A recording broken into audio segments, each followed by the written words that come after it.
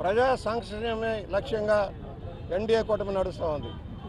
రాష్ట్రాన్ని సంక్షేమ రంగంలో అద్వితీయంగా ముందుకు నడపడమే కాదు, అభివృద్ధి పందాల్లో కూడా అద్వితీయంగా నడపడం, పారిశ్రామికీకరణ ద్వారా ఉపాధి లభించే లక్ష్యాలతో ముందుకు సాగుతున్నాం. విద్యా వైద్య రంగంలో గణనీయమైన ప్రగతి సాధించడం కోసం ఈ రోజున లోకేష్ గారి నాయకత్వంలో సరైన నిర్ణయాలు తీసుకొని ముందుకు సాగుతున్నాం.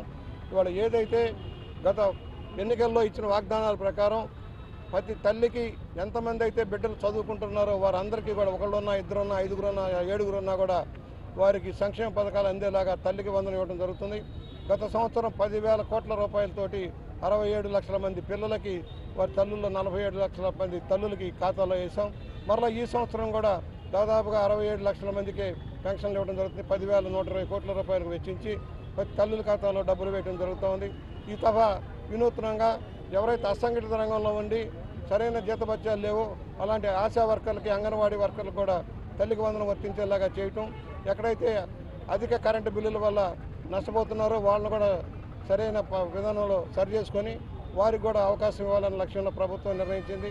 దాన్ని సర్వే ఎన్యూమరేట్ చేసుకోమన్నాం. కరెంటు బిల్లులు అధికంగా ఉన్నాయన్న భావంలో నష్టపోకుండా చూడటం కోసం కార్యాచరణతో ముందుకు సాగుతున్నామని సవినయంగా మనవి చేస్తూ ఈ రోజున విద్యారంగంలో ఒక సమూలమైన మార్పు జరుగుతోంది. పాఠశాలలో సౌకర్యాలు మెరుగుపరచడంలో కానీ, లేక గురుకుల పాఠశాలలో కానీ, రెసిడెన్షియల్ హాస్టల్స్లో కానీ వారికి ఎన్నో మంచి సౌకర్యాలు కల్పించడం, నాణ్యమైన వస్తువులు ఇచ్చే కార్యక్రమం జరుగుతుంది. ఎప్పుడు లేని విధంగా టెక్స్ట్ బుక్స్ కానీ, నోట్స్ కానీ క్వాలిటీ చేసిన ఇవ్వటం, జూనియర్ కళాశాలలో కూడా మధ్యాహ్న భోజనం పెట్టే విధానం అమలవుతుందంటే ఒకసారి గమనంలోకి తీసుకోవాల్సిన అవసరం ఉంది. ఇవాళ ఎంతో ప్రేమతోటి ఆశా వర్కర్లు, అంగన్వాడీ వాళ్ళు ఇవాళ పాలాభిషేకం చేశారు. చంద్రబాబు గారికి, పవన్ కళ్యాణ్ గారికి, లోకేష్ గారికి, ముఖ్యంగా లోకేష్ గారి సారథ్యంలో జరుగుతున్న ఈ విద్యారంగంలో పెనుమార్పులకి హర్షం తెలియజేస్తూ ఇక్కడికి వచ్చిన మా తెలుగుదేశం పార్టీ, ఎన్డీఏ కూటమి నాయకులందరికీ, బీజేపీ, జనసేన నాయకులకు కూడా ధన్యవాదాలు తెలియజేస్తూ ఇవాళ ఆశా వర్కర్లు, అంగన్వాడీ వర్కర్లకు వాళ్ళ కోరికలు ఉన్నాయి. ఇంకా జీతభత్యాలు పెరగాలన్న ఆలోచన కూడా ఉంది. రాష్ట్రంలో ఆర్థిక పరిస్థితి మెరుగుపడిన తర్వాత దాన్ని కూడా ఆలోచన చేస్తామని చంద్రబాబు గారు చెప్పారు. ఇవాళ అనేక రంగాల్లో వెనుకబడ్డ వాళ్ళందరికీ కూడా సాయం చేసే లక్ష్యంలో ఇవాళ మరలా ఈ నెలలోనే చేనేత రంగానికి కూడా భారీగా నిధులు కేటాయింపు చేయడం జరుగుతూ ఉంది. మత్స్య కార్మికుల రంగానికి కేటాయింపు చేయడం జరుగుతూ ఉంది. బలహీన వర్గాలకు సంబంధించిన కేటాయింపులన్నీ పెంచడం జరుగుతుందని సౌన్యంగా మనవి చేస్తూ ఈరోజు ఇక్కడికి విచ్చేసిన అందరికీ కూడా ధన్యవాదాలు తెలియజేస్తూ మరొకసారి లోకేష్ గారికి, పవన్ కళ్యాణ్ గారికి, చంద్రబాబు గారికి ధన్యవాదాలు తెలియజేస్తూ ఉన్నాం. జగన్ పాదయాత్రను నమ్మే రోజులు పోయాయి. గతం వేరు, నేడు వేరు. ఆయన ఏంటో ఆయన నిజ స్వరూపమేంటో తెలిసింది. హత్యలు చేసే వాళ్ళని ప్రోత్సహిస్తాడు, యాక్సిడెంట్లు చేసి చంపిస్తే ప్రోత్సహిస్తాడు, మద్యం మత్తుగా తప్పుడుతో వ్యాపారం చేసిన వాళ్ళని సమర్థిస్తాడు, ఇవాళ బియ్యాన్ని దొంగతనంగా అమ్ముకున్న వాళ్ళ మీద సమర్థిస్తాడు. అవినీతికి కేంద్ర బిందువు జగన్మోహన్ రెడ్డి. అలాంటి వ్యక్తి ఇవాళ పాదయాత్ర చేస్తే నమ్మేవాళ్ళు ఎవరు? 5 సంవత్సరాలు సర్వనాశనం చేశాడు. తల్లికి వందనం ఎగ్జాంపుల్. ఎంతమంది ఉన్నా 15,000 రూపాయలు ఇస్తున్న పెద్ద మనిషి కేవలం ఒక్క బిడ్డకు మాత్రమే ఇచ్చాడు.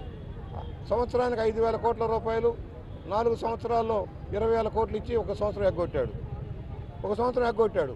అదే ఇవాళ తెలుగుదేశం ప్రభుత్వం ఎంతమంది బిడ్డలు ఉన్నా, నిన్న 7 వైఎస్ఆర్ పార్టీకి చెందిన ఒక వాలంటరీగా పనిచేసిన వ్యక్తి 7గురికి 78,000 రూపాయలు అతను సాధించుకోగలిగాడు. అంటే రాజకీయాలు లేవు, ఇక్కడ పార్టీలు లేవు. ఎవరైతే అర్హులో వాళ్ళందరికీ ఇచ్చారు చంద్రబాబు గారు. గత ప్రభుత్వంలో తెలుగుదేశంలో, జనసేనలో, బీజేపీ వాళ్ళందరికీ ఎగ్గొట్టారు. ఇవాళ అలా కాదు, ఎవరైతే అర్హులు ఉన్నారో అందరికీ ఇచ్చే లక్ష్యం నెరవేరుతూ ఉంది. ఏమైనా పాదయాత్ర చేస్తావు? ఒక ప్రాజెక్టు పూర్తి చేసావు, ఒక ఇండస్ట్రీ తెచ్చావు, ఇండస్ట్రీ పారిపోయింది, పెట్టుబడిదారులు పారిపోయారు, రాష్ట్రంలో అరాచకం సృష్టించావు, అవినీతి అక్రమాలకు తెరలేపావు. ఏమైనా ప్రజల్లోకి వస్తామని ప్రశ్నిస్తూ ఉన్నాం. కరువు వస్తూ ఉంది, ఎల్లిన ప్రభావం ఉంది. అయినా కూడా సరైన మేనేజ్మెంట్లో ఇవాళ నీరుని అందించే దానికోసం తెలుగుదేశం ప్రభుత్వం కృషి చేస్తుంది. ప్రతి చుక్కని ఒడిచిపట్టి ఏ విధంగా కాపాడాలని ఆలోచిస్తుంటే నువ్వు మతాల పేరుతో, కులాల పేరుతో రెచ్చగొట్టి పబ్బం గడుపుకోవడం కోసం ప్రతిదాన్ని కూడా చిల్లర పనులు చేసి తప్పుడు గోబెస్ ప్రచారం చేసి అధికారంలోకి రావాలని చూస్తున్నావు. అయ్యేది కాదు, చచ్చేది కాదు.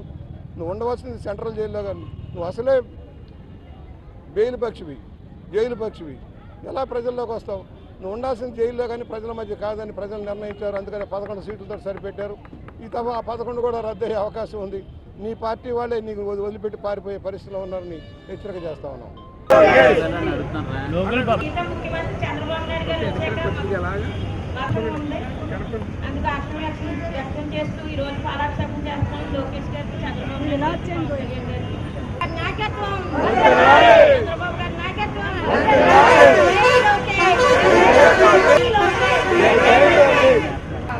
మన ఎమ్మెల్యే గారు కూడా విషయంలోని అందరి కూడా చాలా మనకి సపోర్ట్ చేస్తున్నారు. అంతేకాకుండా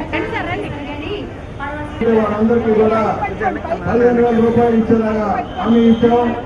దాని ప్రకారం 2 సంవత్సరం 10,000 మోటార్ కార్యక్రమంలో ఇంటర్మీడియట్ స్కూల్లో కూడా మధ్యాహ్నం కార్యక్రమం అవుతుంది. టెక్స్ట్ బుక్స్ కానీ, నోట్ బుక్స్ కానీ, వర్కింగ్ షీట్ కానీ ఇవ్వడం జరుగుతోంది. విద్యుత్ పెద్దపీట వేసి లోకేష్ గారి నాయకత్వంలో కూడా నూతన పొందాలు మనం ముందుకు సాగుతున్నాం. మోడీ గారి సహకారం, పవన్ కళ్యాణ్ గారి ఆశీర్వాదాలతో లోకేష్ గారి నిర్ణయాల వల్ల పోయినాయి.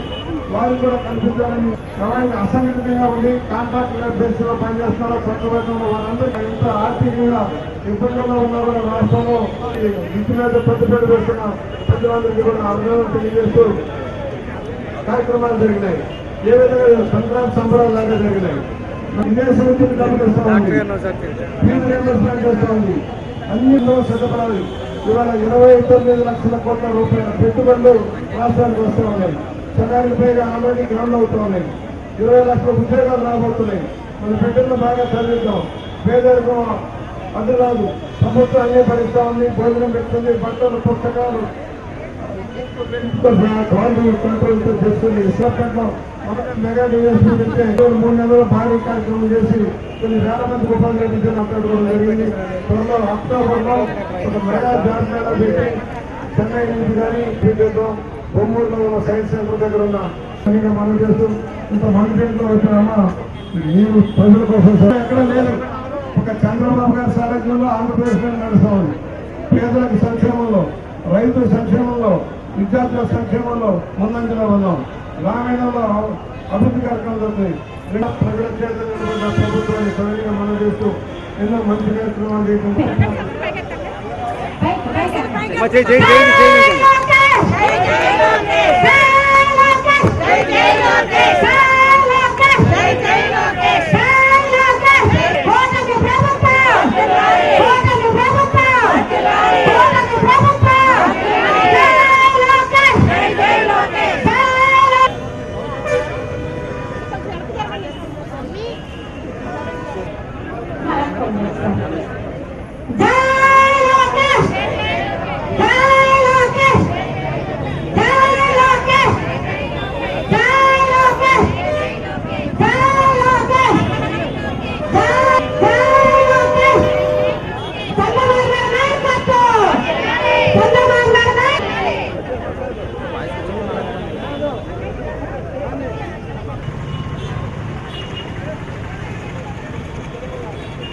అందరికీ నమస్కారం. మొట్టమొదటి బారి పడుతున్న యువతను సరైన మార్గంలో పెట్టడం కోసం అవసరం ఉంది. తెలుసో తెలియదు మత్తు పదార్థాలకు అలవాటై జీవితాలను నాశనం చేసుకుంటున్నాయి. వాటన్నిటి కోసం అవసరం ఉంది. సరైన ప్రజానికి చట్టం నిర్వహించి మధ్య అందుబాటులో లేకుండా చేయటం